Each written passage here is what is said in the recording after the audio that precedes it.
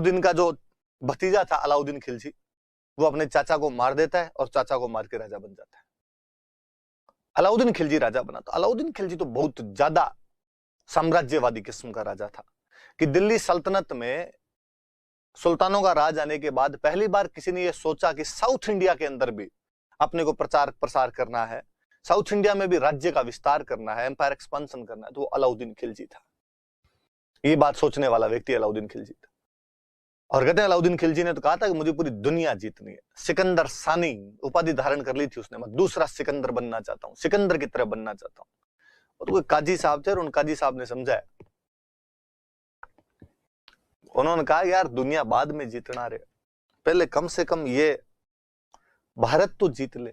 तो मैं नॉर्थ में बैठे हो, नीचे साउथ पूरा पड़ा है इनके, कभी नर्मदा तो क्रॉस करो, कभी विंध्याचल की घाटियों के अंदर से तो निकलो, नीचे भी पड़ा है।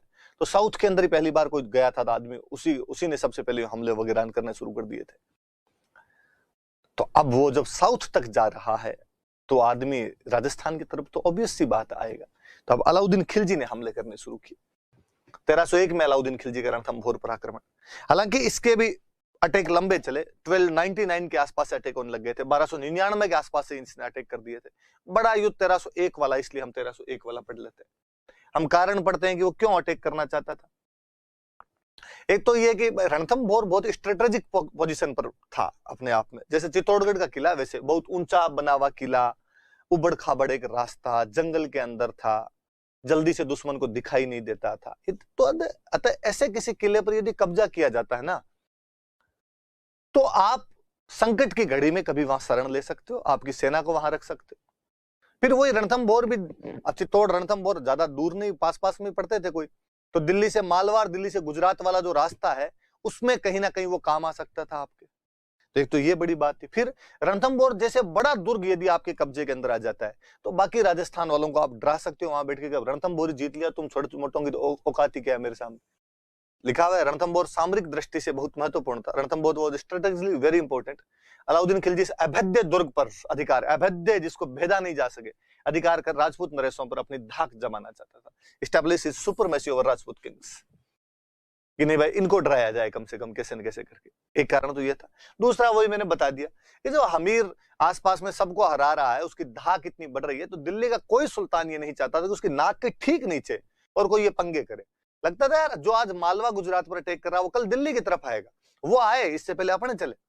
एक ये भी कारण था कि रणथंभौर दिल्ली के निकट था और यहाँ के चौहानों की बढ़ती हुई शक्ति का अलाउद्दीन खिलजी किसी भी स्थिति में सहन नहीं कर सकता था कि नहीं ये टॉलरेट नहीं करूंगा भाई, आप इतने शक्तिशाली कैसे हो रहे हो।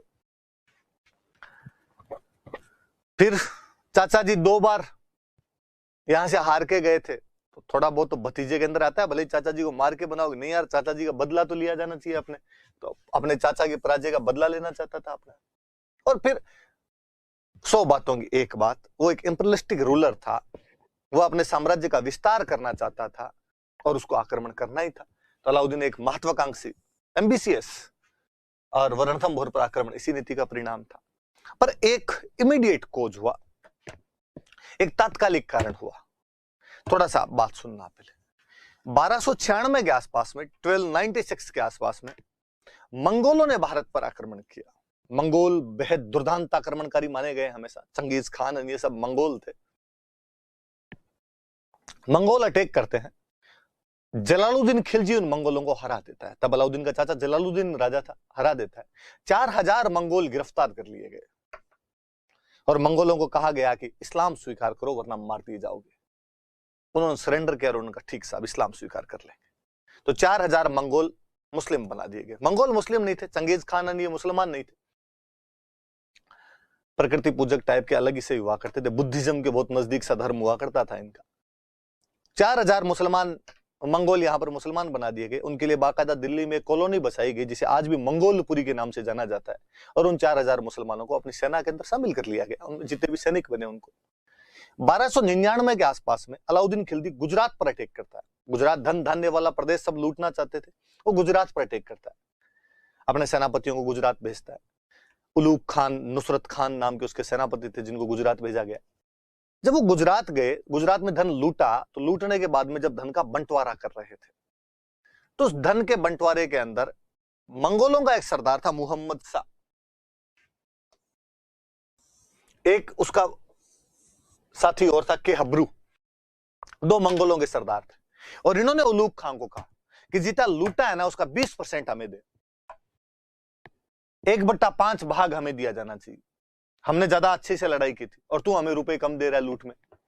उलूग खान का दे रहा हूं ले लो, मैं थप्पड़ मारूंगा। तो मोहम्मद शाह और के हब्रू को लगा कि अच्छा हम अभी नए नए मुसलमान बने हैं ना, इसलिए तुम लोग हम पर विश्वास नहीं करते हो और इसलिए तुम लोग हमारे साथ ये भेदभाव करते हो, तो अपने बंदों को तो पैसे ज्यादा और हमें ऐसे इस प्रकार के कोई भी पैसे नहीं दिए जा रहे हैं, और वो वहां पर उनके खिलाफ बगावत कर देते हैं। तो कई मंगोलों को पकड़ के तो इन्होंने मरवा दिया। ये 2 भाई वहां से भागने में कामयाब हो गए। कौन कौन? मोहम्मद शाह और के हब्रू। भाग के कहां जाए? तो दुश्मन का दुश्मन दोस्त होता है। खिलजियों का दुश्मन कौन? तो रणथंभौर का राजा हमीर चौहान। तो ये दोनों भाग के हमीर के पास आ गए और हमीर को आके कहा कि हमें शरण दे। किसके खिलाफ? अलाउद्दीन खिलजी के खिलाफ। हम दोनों से ऐसे लड़के आ गए। हमीर ने कहा ठीक है रह जाओ। मोहम्मद शाह के हब्रू ने वापस कहा कि सोच लो, हम लम मांग रहे हैं तुमसे।